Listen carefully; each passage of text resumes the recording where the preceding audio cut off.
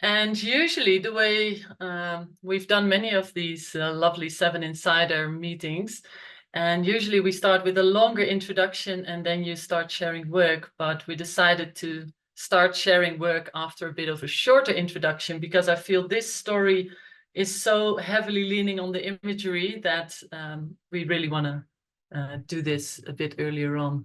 So Andrea, can you maybe take us to through what the story is about and how it came about?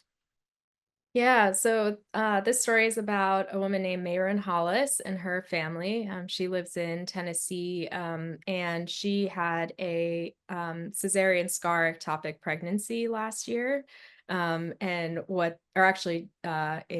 2022, towards the end of 2022. So she became pregnant 3 months after she had already had a baby, and the embryo implanted in the scar tissue from her previous cesarean section, which is very dangerous, very life-threatening. Her doctors warned that she may not survive the pregnancy if the pregnancy ruptured, that her fetus might not survive the pregnancy, and abortion was actually kind of counter to her belief system, but she already had, a child at home. She had a husband. She was scared for her life, scared for her family's life. And so she decided ultimately that she did want to have an abortion. But at that point, the Supreme Court of the United States had overturned the law on the books, Roe v. Wade, which guaranteed the right to abortion in the United States. For those of you, I know we have an international audience, so I don't know if everyone is super familiar with the legal system in the States. And so what that meant for her in Tennessee is that abortion was then banned. So if she wanted to get an abortion, as she did, she would have to leave the state. That would mean, potentially risking her job. She was worried about losing her job if she took time off of work, needing childcare, the finances of traveling out of state for an abortion. And so she decided to carry this pregnancy. And so basically, to make a really long story short, the reporter on this story, Kavitha Surana, and her editor, Ziva Brandstetter, came to me and the other visuals editors at ProPublica in towards the end of 2022 and said, we have this woman, she's carrying this pregnancy. She's due to have an emergency C-section in about 2 weeks. It was going to be on Christmas Day, actually. And, we'd like to follow her. So we very quickly brought Stacy Kranitz on. And the original idea was to have Stacy photograph and document the last 2 weeks of this high-risk pregnancy. And at that point, we didn't know if Mayron would end up surviving that, or if her baby would end up surviving.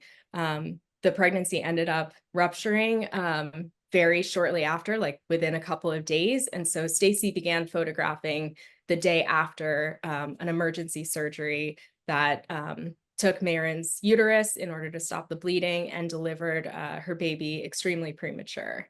And then Stacy ended up, we'll talk more about this in a bit, but Stacy ended up following the family for the entire first year of that baby's life to really look at the social safety net in Tennessee and what kind of support the state provides families to care for babies after they are born.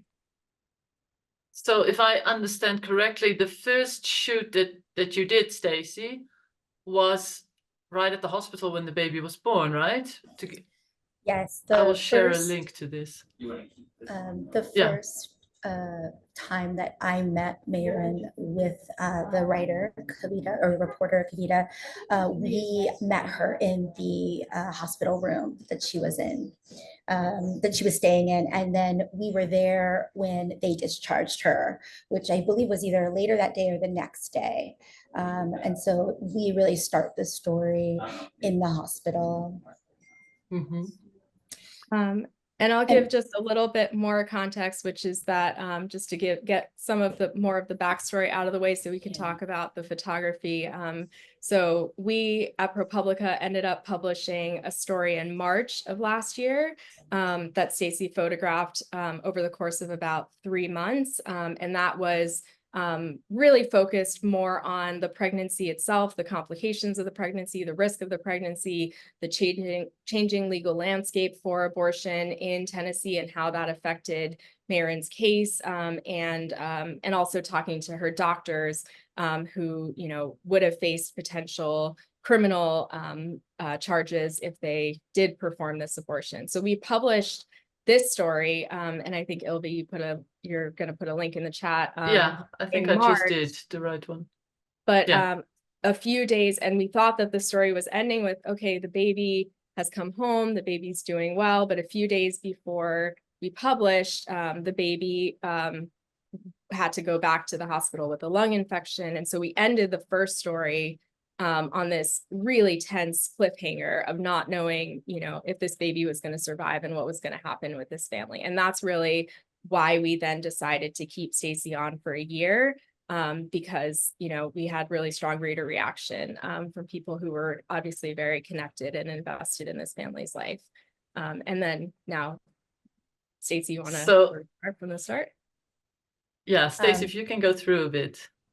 Yeah, I'll just take you through some of the images, and I apologize, there's a little bit of background noise. I'm in an office installing an exhibition, and so and also my brain is a little frazzled. These are just like some early warnings because of the long duration of the install.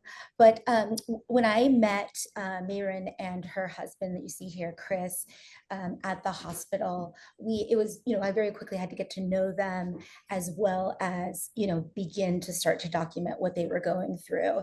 And the baby was in the NICU, and it was so tiny. It was 1.5 pounds.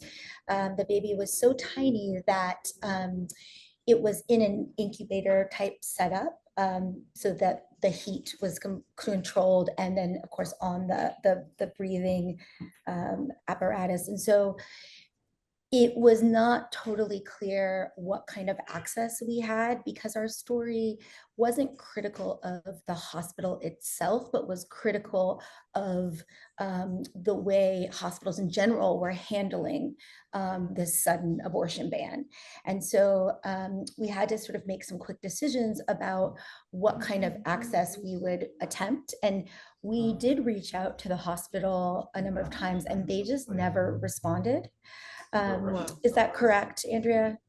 I believe that's correct. Yeah. So you ended up just photographing as a personal guest of the family, and you were never asked to leave. I was never asked to leave. Yeah, it was really quite strange. We basically, so every day that I was at the hospital, which was quite a bit, because even though Mayron was discharged, Elena was in the hospital for about 3 months. And so I would spend a lot of time at the hospital with Mayron, and it was really remarkable. I mean, I walked all around that campus everywhere. Yeah, I can imagine. You know, with my camera, I was not very secretive. And of course, I went into the NICU as Mayron's guest, and I photographed in there. And originally we were like, should I just do it on the iPhone? And I was like, you know what? I'm most comfortable using my camera. If I'm going to go in there, I should just go in there like I would in any assignment. But of course, I did not use my flash because these babies were so fragile, and I didn't want to do anything that might cause them any kind of distress. I just realized I skipped ahead some pictures, so I'm just going back. So this is Zoe, who's was 3 months old when Mayron became pregnant again. And so this was shortly after Mayron was discharged, and, you know, she had a baby in the hospital and was pumping to try to have a milk supply for when her baby would hopefully be able to breastfeed. But she also still had, I think at this point, Zoe was about 6 months old. So she had, 2 babies under one right away.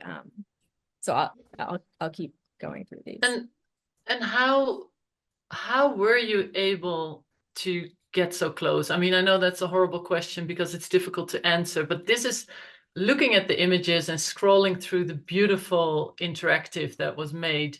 There were many times where I thought, wow, you were really in there. And now I understand that you were actually there from a very crucial moment onwards, from the birth. I wonder why they let you come so close. What was their, like, why Mayron and Chris let you be there? Yes. Yeah, exactly. Yeah. Mayron is very interested in story and narrative, and she had this really innate understanding of the power of telling her story. And I think that she felt really strongly that by telling her story, this was her opportunity to allow people to understand what is going on in Tennessee, what it is like to give birth in this state. So look, it was always, sensitive, but Mayron did make that decision and she stuck to it. The intimacy of the images has a lot to do with just my own style of working. So I very early on was very up close. I was not shy. I was embedded deep in what was going on. And so that's all Mayron kind of knew, that I was just going to continue to do that. And, there were definitely boundaries that I crossed at different times.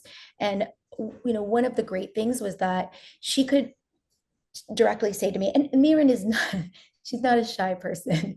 So she is not afraid to draw boundaries. And so knowing that about her, it gave me the freedom to trust that she would share with me when, and there was a moment when my this is so photo insider stuff. My autofocus, I just gotten a new camera, and the autofocus light was like beaming at this sweet little baby in the hospital. This red, yeah. Yes. Yeah. I didn't know. And, and Mayron got upset. She was like, why are you doing that? And she had every right to be upset. So it was also about, when she drew a boundary, making it clear that I would hear her, and doing that very early on up front. So yeah, I think that would be part of why everything was so intimate. And, I don't think this story could be told any other way. I always felt like the story needed to be like I had a seat at that table. Yeah, and you can really tell you're really in it. That's actually one of the things that I'm also very curious about. And Andrea, you have a big role in this too. It seems like you, Stacy, were there the whole year, as in, I know you did it for a year, but it seems like you lived with them for 1 year, and I know that's not the case, but you were at every important moment. So how did this work? Would they call you? You would drive to them, or would Andrea call you? Or you were everywhere, as in literally, people, you have to check out this beautiful publication and you will see that Stacy was there for every moment. You didn't miss a thing, I think. No, go ahead. Yeah, go ahead. Go ahead. I was going to say that that I think this is definitely the most ambitious photojournalism project that ProPublica has ever done. And obviously, even just from a financial standpoint, investing in a project for a year-long commission is also kind of a gamble, because we didn't know what was going to happen with this family's life. And, for all 8 months into a year-long project, like, the family might decide they don't want us there. And so it really took a lot of trust from, all of the editors, a lot of conversation, a lot of collaboration from a lot of people internally, and a lot of faith in Stacy and her reporting abilities on the ground. And so, Stacy, do you want to talk? So we had worked out roughly an amount of time per month that we could give Stacy, and then tried to structure it where she would have a lot of flexibility to to really be like Mayron's primary point of communication, and she would be telling us like what moments she needed to be there for. I see. Okay. Yeah. And so, and me and Andrea would kind of work up a tentative list that we were always kind of revising in terms of the kinds of things that we felt would be important to document. And I would let Mayron kind of know what some of those things were. So she knew to reach out to me for doctor's appointments. Anytime she had to return to the hospital, I wanted to, have her call me immediately. Yes. And so I could meet her there. And so it was really, I spent each month, anywhere between 2 and 10 days with her. And I was able to pick those days. My schedule I mean, look, you have, as a freelancer, you have a lot of other clients that you need to sort of keep content and make sure that you're available for. So there were moments where things got a little bit stressful. And Andrea called in a favor with one of my other editors to ask them to change a shoot date so that I could stay with through a difficult moment. And they were very kind and allowed me to do that. And but Wow. yes, it was a lot. And then there were 2 times that I had to go out of the country, and I didn't go out of the country for long, but it was still scary to leave and not be able to be there in case something very, very intense happened to them. I knew I was going to do all holidays with them, so I kind of had planned that up front, that I was going to commit to the holidays, any birthdays, anything like that I knew I wanted to be a part of. But I also wanted the mundane moments, right? I wanted these weekends where nothing was planned. So I think we tried to combine those things. I think that really shows, actually, because I know from following people also for a long time, the mundane feels so mundane when you're photographing it, but in the end, in the final edit, it's so important because it's what real life is about, right? So you really need it to like sit around during the boring day-to-day stuff. I was wondering, were you constantly, from the 2 to 10 shooting days per month, were you constantly sharing work with Andrea? Andrea, were you seeing things coming in, or how did that work? Maybe you can elaborate on that.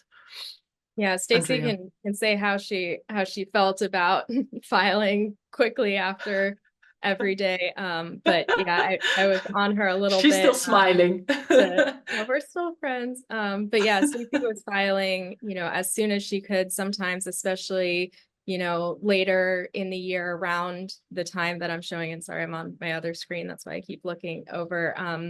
As things started to get harder and harder in Mayron and Chris's lives, as all of the pressures were mounting, and especially as they really hit their eventual breaking points, I was also asking Stacy to, text me cell phone pictures from the back of her camera so we could be talking about images. But I think we really talked a lot more about story than about like composition. I think there was one moment when I was like, Stacy, you tend to be on Mayron's right side, so most of your pictures are her looking to the left of the frame, and make sure you photograph from both sides so that we can work on that in the eventual layout.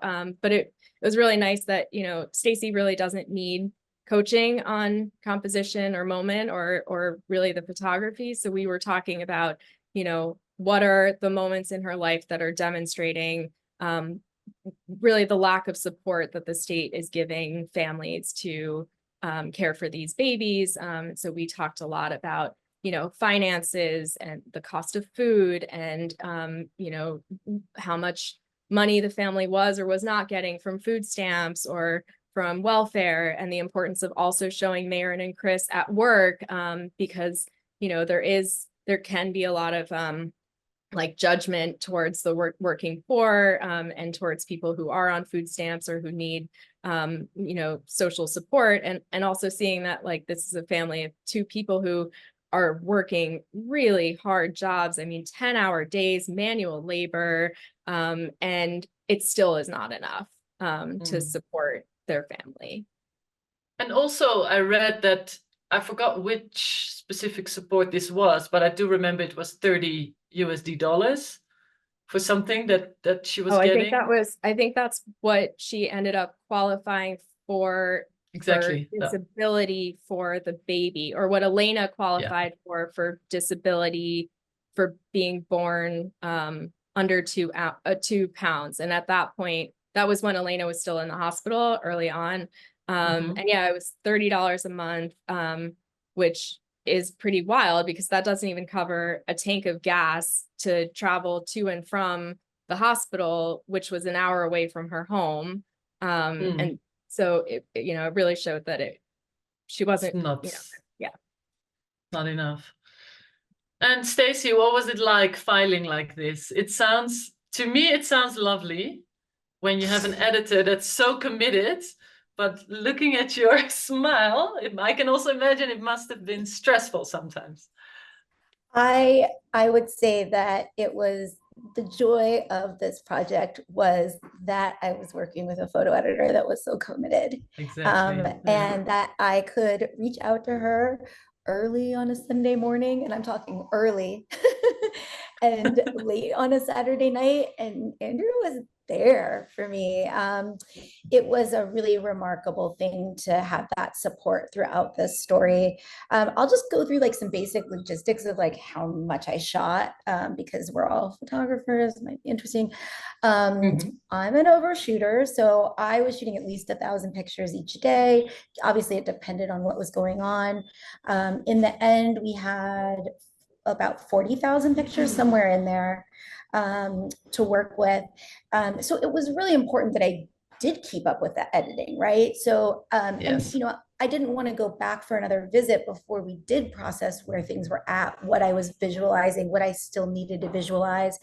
A lot of the circumstances of poverty are very hard to visualize. There's very obvious ones, and then there's like, well, someone's not getting food stamps, or someone's not getting the Social Security check. Well, how do I show that difficulty or that stress in their lives? So we did kind of, if I didn't get something that we felt like really illustrated certain points we wanted to make, I would go back and try to find ways to do that. And then, of course, there was a lot of intuitive shooting that are photographing that we would also just kind of see what we could discover from those images. So Andrea always wanted images like within 3 days of when I got home, but I had a lot of other assignments, and I was like, everything's due. But it was really good to stay on top of the editing, and she always gave me helpful feedback. It's terrible when you work with an editor and you send in the edit and you killed yourself to get it, and you don't even hear anything from them. Not even received, and you're thinking, okay, did the FTP not go through? Yeah, I don't like that either. I hope there's no editors on here besides Andrea, who does let you know when she receives stuff. But it's always nice to hear a bit of feedback, good or bad, whatever. Just hear something is always great, right? But I can imagine the fact that you had to send in at a continuous basis. Also, I mean, there was no room to get behind, right? Which is great, because otherwise you would have ended up with 40,000 images and a lot of more stress, probably. And a lot of that a lot of that on the on my side of the house is, there were also a lot of other editors.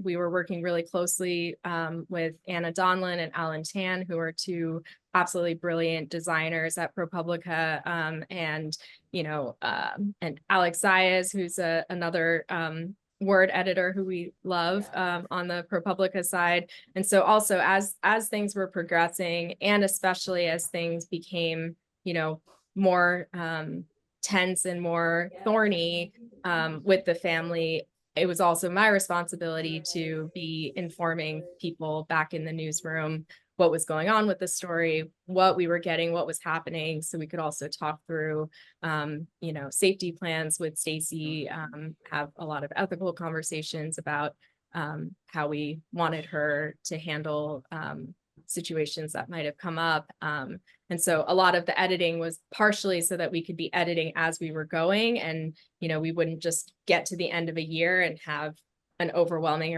amount of material.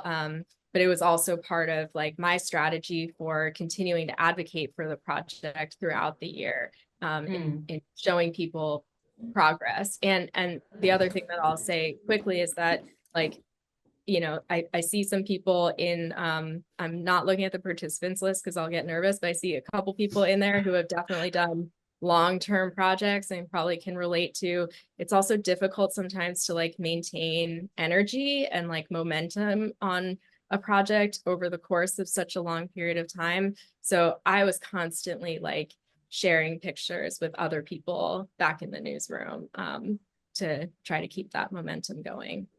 That is really, really important, both at the desk, I would say, but also as a photographer, to keep the momentum, because it does. I'm not sure, Stacy, if you've seen the same, but with my long-term projects, I remember sometimes driving to the protagonist, to a family, thinking, what am I going to shoot this time? Because last time I was already struggling to get new angles or new things.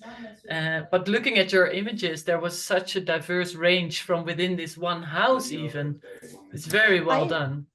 I definitely got lost in the middle, and but I had Andrea, and I knew that that was special and different because of so many long-term projects that I had done on my own. And so I always was able to get unstuck. You know, Andrea always had some kind of advisement about something new that we could strengthen. Maybe we had some images that sort of illustrate certain things, but they weren't that good, you know. And in the end, some of those things we just were never able to get a really strong image for. I remember at the end we were like, oh, we were editing in the final days, and we're like, oh, we don't have an image to illustrate this point. And every time my heart sank, and I was like, I didn't do my job. And then I told Andrea, and she was just like, oh, that's not how that works. Like, it's obvious that you won't have an image for every single point that we want to make. I was like, how could I miss this? No, but that's exactly not how it works. You're right. I think that's a very, you would have not survived if you would have had to have every step of the way. And you really already have kind of every step of the way. Dear both, there's a lot of questions coming in. I see them like popping up all the time. Let's start with a few of these, and feel free to put questions in the Q&A for whoever wants to. Where to start? Bill is asking, why was she arrested? She was arrested a number of times. The first arrest in the story was actually a couple of days after she was released from the hospital. So, you know, while she was still healing from that really intense abdominal surgery that you saw the big scar for, that was related to, we get into all of that in the story. So I definitely recommend like reading the story to get all the nitty gritty, but she had a complex custody situation. There were charges related to her other child that she was arrested for, and then later in the year was rearrested for, and then had to go to court a couple of times for. At the end of the story, on Elena's first birthday, she was arrested for I think it was for domestic assault, because she and Chris were fighting in the front yard. I believe all those charges in the end were dropped. They were misdemeanor battery charges, so they weren't incredibly severe, but they went through the process of arresting her and hauling her to jail.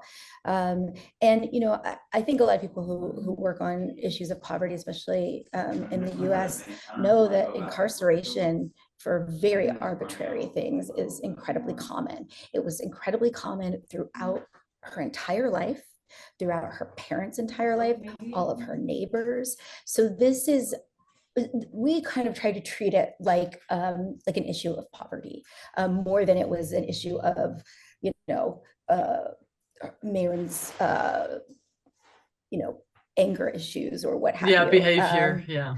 Yeah, and I think that that was really important to me because that's how I felt about every time she got arrested. No matter what it was for, it just seemed. One time they rearrested her for the same charge they had arrested her a week or two earlier for, and what they did was they had lowered it from a felony to a misdemeanor. So they're lowering the charge, but then they rearrest her. It made no sense. And each time you get, incarcerated, and even just the smallest way, you owe money. You owe money. There's a bill attached. And so it is one of the really horrific things about struggling on that poverty line. Mm. Yeah, it's very sad. It shines through, of course, in the images, but also in the text. We didn't really. Okay, I want to first go to the questions, but what we didn't really touch upon, although Andrea, you mentioned the beautiful words and text that is there, but it's a scrolly telling, or I don't know what word you use, like an interactive long read. Yeah, but and can we see a bit of that? I know it. Yeah. Because there were a few things in there that were so strong that I actually made like there was one line that said, that afternoon, she stopped at a bar for a drink. Alcohol was never her drug of choice, she said. She told herself she could handle a few drinks while she figured. That line was so, and then combined with the picture, it just, you feel the hopelessness in the story a lot. And the way the interactive scrolling works. So basically it's a scroll and you scroll through in about sorry, I should make my yeah, screen I a would little say smaller. half an hour or so it takes to look at everything. Yeah, I'll just scroll a little bit because it is quite long, but actually it's freezing up. Oh, there we go. Is it frozen? Yeah, it was frozen a bit, but we're back now. Unfrozen.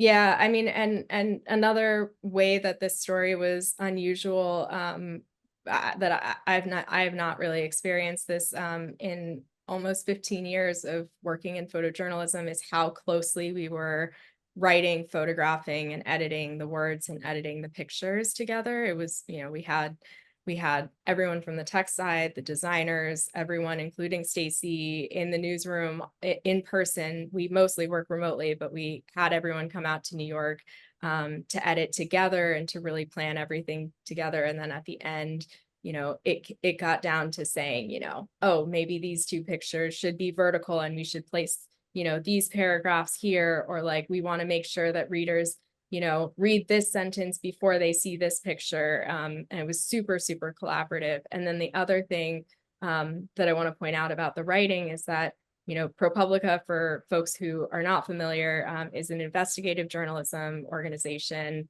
And so all of our reporting is about accountability. And so this story, while it was a personal narrative, it was really important to us.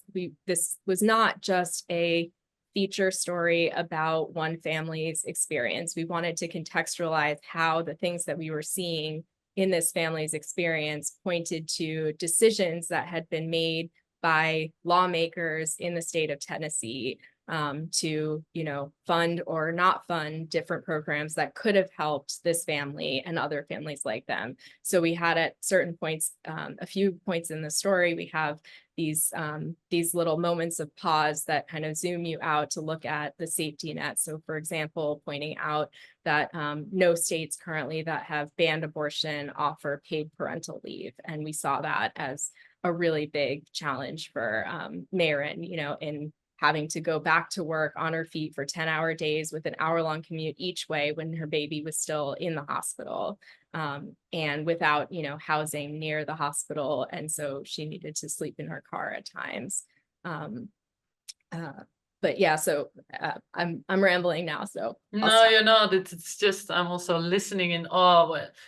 I think it's so strong to have the pictures combined with the text going over like this. It's really remarkable. I just want to say one thing about the process of working together with this larger team.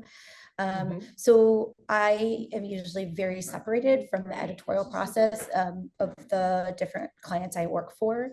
But in this case, from the very beginning, Andrea had me in any and every internal meeting, or probably not every, but the ones that I knew about, internal meeting about this story. And so for me, the whole year was a masterclass in investigative journalism. It was just truly wild to be able to see how they were putting this story together, how they were taking the images that I made and working with them on the back end. And that was really something that, I mean, no other photo editor has ever given me that level of access to the process. And I think it played a huge role in the success of the story. Yeah, I'm sure collaborating like that, and also having you there, being able to say, okay, this should go with this and this shouldn't. Yeah, it's okay. That was beautiful. Thanks for showing. Okay, let's get back to the questions. We did a little jump. Ellie Lobowitz is asking, curious to hear the emotional impact of photographing such a stressful / upsetting story. What feelings did Stacy have, and how do you navigate and process the emotional impact as a photographer? That was hard. Again, Andrea was incredibly sensitive and supportive of my own mental health, which really did help. She was always checking in with me. I'm sure if you've spent some time with the story, you know this, but sort of 3/4 of the way through, about 60% of the way through, things got very dark. I had a front row seat to this family's unraveling. And so those were really difficult times. And I remember at one point, there was, during that period of about 2 months in there, I would arrive at the house, and from the moment I arrived, this was already started, to the moment I left, Mayron was fighting and screaming with everyone around her. That was what was happening. And, and I wasn't, not included in that. And so it was very intense and I kept telling myself, oh, I got this, I can handle this. I grew up in a family of people yelling at each other. This is something I'm used to. But I do remember leaving and going back to the hotel and just feeling so overwhelmed by the intensity of all of that tension in the house. So it did get really difficult. And it also got difficult because there were some ethical problems that we ended up having to address in relation to, as her drinking got worse and worse, I couldn't any longer be in the car with her. That was a decision ProPublica made. There are these kinds of things that we had to address, and we had to address them as they were coming up. The same thing when the cops came to arrest Mayron. I watched her hit her husband, so I didn't want to give any kind of testimony or witness to what I said, but the cops were asking everybody what happened. And so, Andrea got the lawyers on the phone and told me exactly what to say so that I didn't have to participate in any of their questioning. They, of course, were very unhappy with me about that. But so, yes, so there were all kinds of things that came up emotionally and just in terms of ethical constraints. Ellie is also asking, if you've maintained a relationship with the family after the project ended, and also what their response was to the images. Well, and I am curious myself, when did you take your last image out of, how long is this ago now? That's a great question, because I would love to talk about ProPublica has this incredible part of their process that at the very end, they do this thing called no surprises. And so they make sure that the subjects of the story know exactly what's in the story. They don't let them read the story, but they outline everything that's in it so that they will not open up that story the next day that it is published, and there will be nothing in there that they don't know was going to be in there. Wow. And Well, but that was a great really, it's a for this. beautiful That's thing. also like a fact-checking thing, because that also gives us an opportunity to correct anything that someone might tell us, we have wrong or needs to be properly, differently contextualized. And we felt like that was especially important. That's a regular part of the investigative journalism process.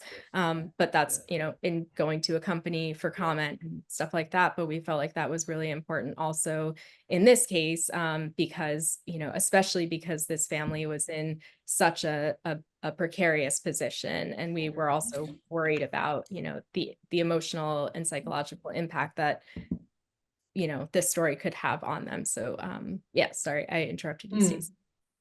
No, No, this and is we also good to add. Yeah, sorry, Stacy. Go ahead.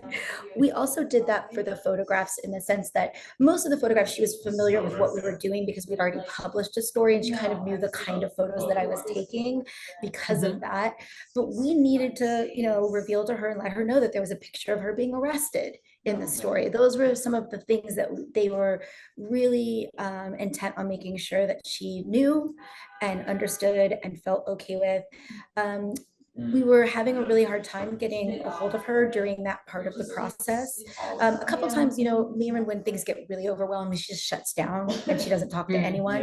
And, she sleeps all day, or she just does things that anyone might do when things just kind of really fall apart. And so she was in a really bad place. And so I had to go out there and do that part of the process in person. But what we did was we called the writer, Kavitha. I was with her, and the three of us together kind of went through that process. But she was in a really bad place, and ProPublica was so kind. They gave me 2 days, so I stayed over, and then the next day just to make sure. And I left that first day, and I asked both her and Chris. I said, "Do you have any questions? Do you have any concerns? Please sleep on it. I'm coming back tomorrow, and if you just anything that you want and need to ask us, please do." And so that gave them even like that extra period of time to really think about it. During that period, it was very interesting. During that period, they actually didn't want to deal with the story, but they acknowledged that they knew exactly what was going to happen and what was coming out, and they were okay with us publishing it. They were just going through so many things in that particular week in and of itself. And then in terms of my relationship with Mayron, we have a good relationship. We still talk quite regularly. I think right now we check in about once a week. So I was just talking to her yesterday. She does a lot of what she did when we were working. She tells me what's going on, things that she thinks that I would be really interested in. And then I am going to go out and see them over. I'm just so used to spending holidays with them. So I'm like, oh, what's the next holiday? So I'm going to go out for Memorial Day and just enjoy some time with the family. I am going to continue working with the family. And I don't know yet what that will look like and in what capacity. There's a lot of pieces of this story that we couldn't even tell. We didn't have the room to tell. They were really complicated. We didn't have all the facts that we would need to tell it. So we really, one of the beautiful things about ProPublica is the way that they kind of, shape a story. That was such a beautiful experience to witness. And so yeah, so I don't know what that future looks like, but, Mayron has agreed to allow me to continue to photograph her and the girls. I'd love to photograph them as they grow up. Yeah, that's a beautiful idea. I would love to see them in 10 years, 5 years, 10 years, 15 years. But this is something you would do on your own. This is not a Andrea assignment from you, the upcoming 15 years. We would love to see it. I have asked Stacy to promise me that when she eventually does a book on this of, the first 18 years of Elena's life or something, that I want to edit that book. But no, now Stacy is transitioning to working with the family independently. I understand. Okay, we have a little issue, as in we have a bit of time, but not so much. And I've never seen, and I've been doing this for 2 years, never seen so many questions. So I'm also having a hard time keeping track. I've literally never seen this. Are you guys also able to see the questions, Andrea? Because I wonder, you might see a question Oh, that you really would love Yes. to answer. yeah, I I see do a lot that I see, like, but some questions about the response, the reader response. So my like co-project editor on the project, Ziva Brandstetter, she was telling us, you know, from the beginning that we have to trust our readers, that our readers are going to be able to see and grasp like a very complex story about a complicated person. And I was a little bit more skeptical in some ways. And so I was really, really worried that, you know, readers, especially on Instagram, on social media, would just judge Mayron, that they would, you know, write her off as a bad mother, that they would judge her for the drinking. I think it, you know, it's interesting because there was a story that came out fairly recently, I think, or a couple of months before we published. I think it was in the Atlantic, that had a lot of parallels, but was about like an upper middle class woman and her drinking of wine at night. And it's kind of interesting to think just about the class dynamics of how people, anyway, I'm getting off yeah, track no, here. but I see But what you mean. yeah. And so, you know, we worried about that, but I think readers really got it. They really saw, I think because Stacy was there throughout the entire year, readers saw like how devoted this woman was to her children and how hard she was fighting to provide for her family, and how like at turn after turn, there was no safety net to support her or to catch her. And I think that readers, just from the comments that we saw on Instagram, comments that were sent to us directly, people kept talking about how strong she is, and they really had a lot of empathy.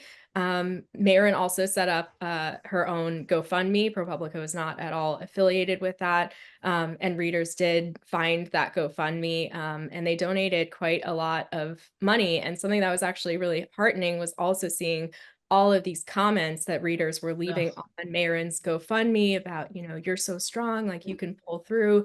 Because the story did, as Stacy said, like the story really ends with Mayron in a pretty rough, dark place. And so, you know, I think our hope is also just that, you know, she could see maybe what she had, I don't want to speak for her, but like we just hope that she would feel that support from readers in any of those comments that she did see. So yeah, the response was really overwhelming. Also, it is a really long story, and I think the average time on site was about 6 minutes, over an average of like over 1 million views. And so also just like the analytics that we can get that tell us like how people, like it really showed that people were staying with the story, which is also kind of exciting just as like a visual journalist, and seeing that this is a really effective way of communicating a complex story. Yeah, It is. I've always been surprised. I've made a few of these interactive long reads. I love doing them, but somehow they are not easy to sell, as in a lot of publications either don't make them or don't want to buy them. Even though I always think, wow, this is the perfect way of getting a story into your heart, eyes, mind, brain, because it's quite easy. You scroll. I mean, it's a lot of it takes a lot of time to make one, but as a consumer of media, you scroll and the images and the text just overlap. I really love it. So I'm very happy to hear that people spend the time to scroll all that way down to the bottom and to really take the time to read it as well. That's great news. Okay. Okay, yeah, you did answer a few now. I see you're clicking them away as well. That's good. But there are a few left. I like this. I like this question. I think the second half we already talked about, but from anonymous attendee, for Stacy, as someone who does long-term projects, how do you manage a come down period when a project winds down? We already talked about you keeping in touch with Mayron and the family, but do you want to speak to that come down? Because we had a lot of conversations about that. It's true. One of the difficulty things, and many of you guys who are on this meeting are freelancers. I don't get a lot of control over the time that I get off. And so I never know when I really have time to decompress. But one of the things that I did about 6 years ago, I moved to the woods in Tennessee. I live in this very large house by myself, and it is very it's like this womb. It really is, because actually it has a full tree cover. Oh, And wow. it is a place that when I get back, I know exactly where to put my equipment. I know exactly, how to sort of get everything set up for, so I'm ready for whatever happens next. But then I know like things that I can do for myself. I have like, different routines that I can just fall right into to sort of take care of myself and decompress from the experiences. But honestly, this story really challenged me there, especially in those really difficult months. You feel so much for this person, and it is not my job to interfere, with her life, good or bad. I have to, stay true to my role, because I believe in my role, and also because that's my job. In this case, it is my job. And so, it's great because there are rules, there are ethical guidelines, that I have to follow. It's also great to have someone like Andrea to always talk to. She always checked in with me right afterwards, and then even a few days later. That was really meaningful. A lot of my downtime involved just being sick, because the babies always got me sick. Oh, yes, of course. Oh, and then by the time you were feeling better, you went back out to see them again. Basically, And that's yeah. But I enjoyed those days. like, yeah, There- nice in your bed. There's another question in here that I love, and I think it's also a perfect segue for Stacy, if you want to give a little shout out to your exhibit that's going to be opening this evening in New York for anybody who's there. So the question is, Stacy, I deeply admire your ability to document people's experiences of or relating to poverty without creating images that feel objectifying or dehumanizing.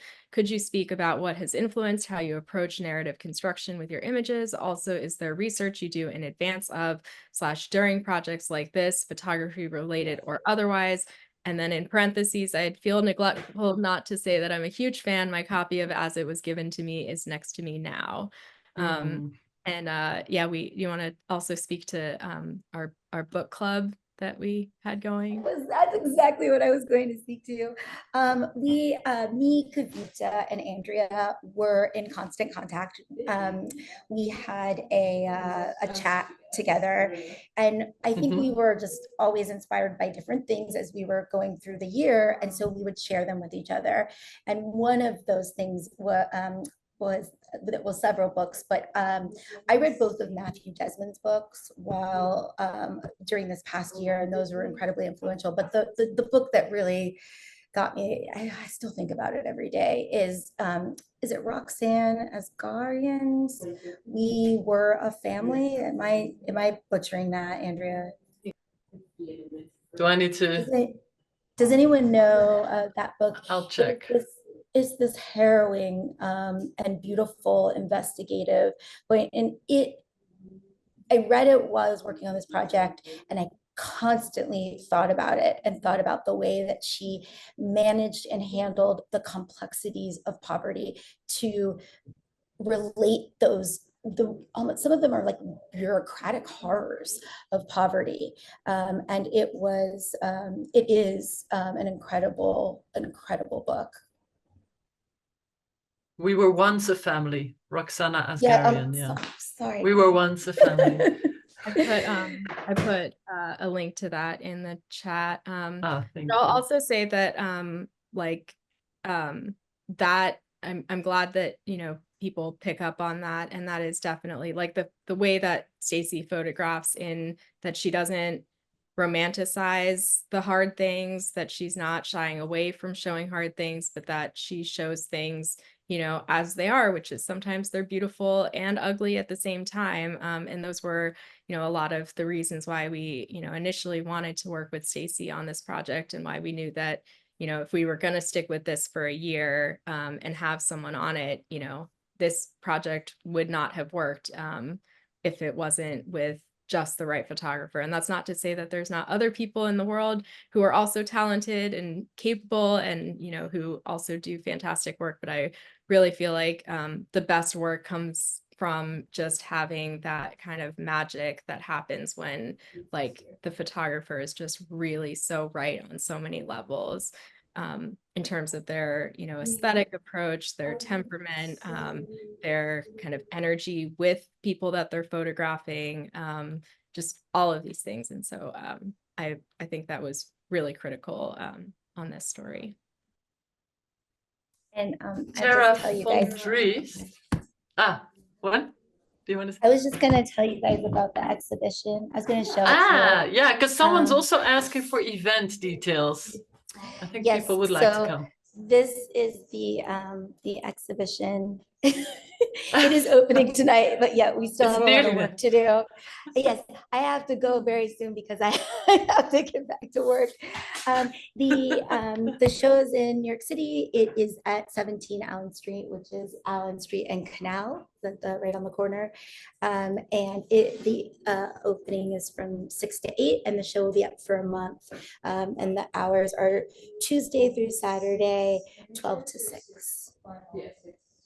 And we have books here.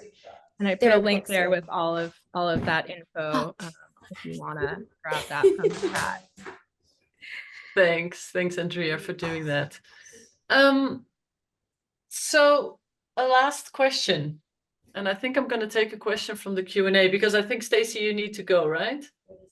I'm sorry, I do. I actually have a last question to both of you. I have a last question to both of you, but I'll start with a question that's asked by Tara von Driest.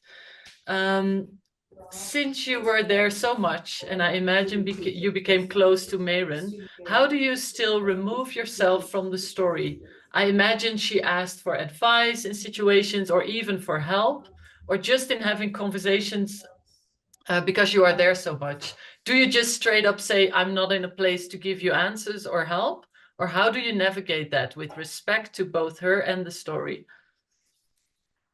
You know, one of the ways that I found, one of the helpful things that I found was that when she was frustrated or something really bad was going on, I told her that she could use me to vent, that then I was basically hearing her story and I could use the information from that story to sort of see if it would elevate the story. So and she still calls me to vent. It's beautiful. So she did get in the habit of that, and that was really helpful because I do need to have a relationship with her, but that is the trickiest thing. Andrea had to scold me a few times, just keep me on track, because I am a very immersive photographer, and I do a lot of personal work where those lines, I cross them, and so, but this is, I was hired to this project. I always knew that there were rules and regulations that I needed to abide by. And this project challenged all of them, I felt like, or many of them, would you say, Andrea? It was really difficult. And so I was always negotiating that. I also, Kavitha, the reporter, had her own relationship with Mayron, and she would give me great advice if I felt like we were getting too connected, or if I felt like Mayron was forgetting that I was a journalist and she was a subject. When do I point that out? How do I point that out? Kavitha had a lot more experience than me in terms of the rules of journalism, and she was able to really help me with that too. Yeah, the only thing I would just add that that I think there were like ongoing conversations throughout the year with Mayron about why they were there and checking back in about, you know, I mean, I think consent was a really important thing for all of us on this project. And so it wasn't just, you know, 6 months ago, you told us that you're okay with Stacy photographing every moment in your life for the next year. It was like an ongoing thing, an ongoing conversation. And so I think Stacy and Kavitha did a really good job of you know, drawing certain boundaries and having conversations with Mayron about why those boundaries existed when, you know, inevitably blurry situations would come up. It's amazing that you were able to organize all of that, really, all of these different ethical questions, editing questions. So my question to you is also about that. Before you started this year-long project, Andrea, were you imagining that it would be like this? That to me, it feels like you all of a sudden had to be everywhere with your mind, a lot of things came up. And did the project become what you envisioned, or like, yeah, just now a little bit For after the me, publication? Yeah. I mean, I would say that like this kind of storytelling is why I got into photojournalism, and it's like the most gratifying thing for a photo editor. And I feel like I came up in photojournalism when newspapers, a lot of daily newspapers were still doing long form, long-term, you know, deep, really intimate community photojournalism. And I think I've been really inspired by that. And I've for the last several years, as we've seen newspapers shrinking their budgets, cutting their photo staffs, and really moving towards a reliance on, you know, portraits or one-day assignments where a photographer is brought in, you know, very late, as opposed to, you know, kind of reporting the story with the pictures. I've been, you know, frankly, like dreaming for and really looking for an opportunity to collaborate with a photographer this closely on something. So you know, it was very exciting on a certain level. It's weird to say exciting when you're talking about somebody's life who's, you know, somebody going through hard times. But as a, you know, as a visual journalist, it was like, oh my God, you know, we finally have this opportunity to do this amazing thing. And, you know, yeah. And then in terms of like organizing, so many Google Docs, like so many Google Docs, spreadsheets. We had, you know, an internal Slack channel that everybody was in. We kept a monthly meeting that Stacy was in and all of the editors were in. You know, I had, you know, internal channels where, you know, anytime that, you know, like when an ethical issue would come up, that, you know, I could run that up the chain. And, you know, we had a lot of conversations with our editor-in-chief and our managing editor, you know, really the highest levels of leadership at the organization, to make sure that Stacy wasn't just sort of abandoned out there to try to navigate all this stuff on her own, because it's really tricky. But yeah, I think there was, and I had a lot of like kind of faith throughout, in a weird way, like faith throughout the year that, you know, even though things were going to be rocky, like I just had this like feeling that it was going to work out in the end. But at the end, like towards the end, it did like the pressure started to like sink in of like, this could all fall apart. And, you know, we don't know what's going to happen with this family. I mean, you know, the 1 year birthday, we had talked about ending the story at the 1 year. And I think we all kind of imagined like, okay, we know that they're going through a hard time, but they're probably going to all be, you know, around Elena and they'll be singing. And we, you know, and then she ended up, I mean, the reason why Stacy was there when she was arrested on the birthday was because we thought that they were just going to have maybe like a nice birthday celebration. And, you know, and there were some moments as things got darker and darker and darker with Mayron and Chris that, you know, we weren't sure if we were going to, you know, be able to publish the story, or, you know, I still don't know 100% like how we would have handled it if, you know, when we had that no surprises conversation, if Mayron had been like, nope, I'm out. I don't want you publishing this story. I don't know what, you know, what we would have done at that point. But I think we just had a really big group of really supportive, really dedicated editors, writers, designers, copy editors, managing editors, visual editors, research reporter. And so I think that's really why, you know, and Mayron, who stayed really adamant about telling her story. We did add an editor's note at the end of the piece, that the final that has a quote from Mayron about, the state basically forced me to have this baby, and then they didn't do anything to help me raise it. That was a very I'm butchering great quote to slightly, have at the end. but that's effectively what she said. And that was also kind of towards the end of the year. It was really good kind of affirmation that like we got the story right, to hear her say in her own words the basic thesis of the story. So yes. Thank you both. There's a lot of love coming into the chat and into the Q&A for both of you. I mean, this to me is also, you just mentioned it, Andrea, it's the reason you became an editor, or that you became, that you went into the photography world. And it's totally the same for me.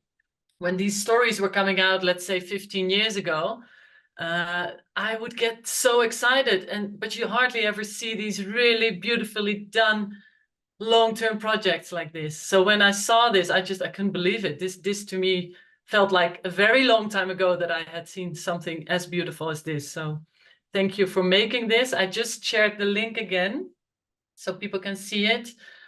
Please take the time to go through. I want to thank you both for your time, and have fun tonight, Stacy. I hope everything will hang by the time it all opens up, but I'm sure it will be fine. Have fun, and thanks to everyone for watching, and I hope to see you on the next 7 Insider. Thank you. thank you so much for having us. Thank you. Thank you. Thanks. Bye. Bye, everyone. Bye.